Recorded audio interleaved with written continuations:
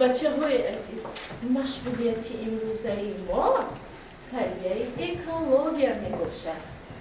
موضوع امروزه ما باشد آب منبع حیات است.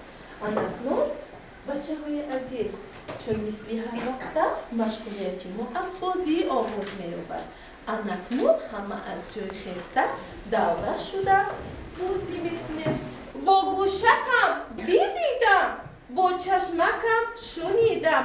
آیا درست ندارست؟ کلیسا جون؟ با گوشکم شنیدم، با چشمکم دیدم. آفرین. бо мақсади ҳавасмандгардонидани мураббиёни фаъоли муассисаҳои таълимии томактабӣ дастгирии моддӣ ва фароҳам овардани шароити мусоид баҳри инкишофи рағбати мураббиён ба ташаббускорӣ эҷодкорӣ ва тарғиб намудани таҷрибаи пешқадами мураббиёни беҳтарин дар асоси қарори раиси шаҳри душанбе дар бораи тасдиқи низомномаҳои озмунҳои касбии соҳаи маорифи шаҳри душанбе дар пойтахт даври шаҳрии озмуни мураббии соли 2022 оғоз гардид. ҳайати комиссия дар ноҳияи шоҳмансур ба ширхоргоҳ кӯдакистони рақами 1 ташриф оварда аз фаъолият ва корҳои эҷодии Шаҳноза Шарифзода ки давталаб аз ноҳияи Шоҳмансур мебошад дидан карданд.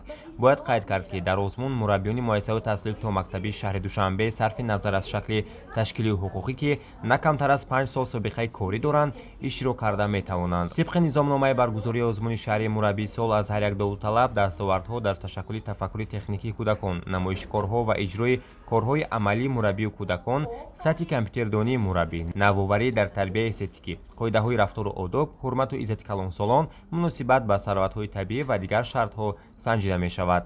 аз ноҳияи Исмоили Сомонии шаҳри Душанбе ба озмуни шаҳрии мураббии сол 2022 мураббии ширхоргоҳ кӯдакистони рақами 4 Шоира Камолова пешниҳод гардид.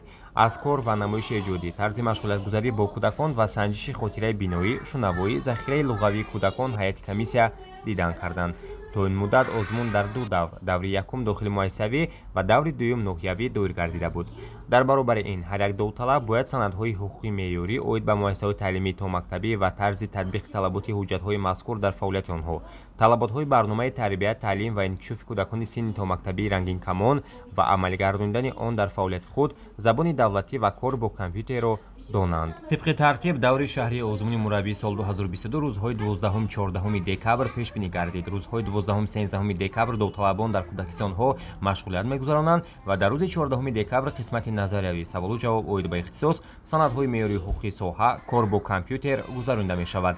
дар даври ноҳиявии озмуни мураббии соли 2022 дар ноҳияи Исмоили Сомонӣ 7 нафар, ноҳияи Шоҳмансур 6 нафар, ноҳияи Фирдавсӣ 14 нафар ва ноҳияи Сино 12 нафар, дар маҷмӯъ 39 нафар мураббӣ иштирок намуданд. бояд қайд кард ки комиссияҳои ноҳиявии озмун барои иштироки довталабон дар даври сеюм дар баробари ҳуҷҷатҳои номбурда қарори ҳайати комиссияи ноҳиявӣ оид ба ғолиби озмун ва маълумотномаи ин комиссияро дар бораи фаъолияти довталабон бо нишон додани хулосаи комиссия баъд аз 10 рӯзи баргузории даври дуюми озмун ба комиссияи шаҳрии озмун пешниҳод намуданд.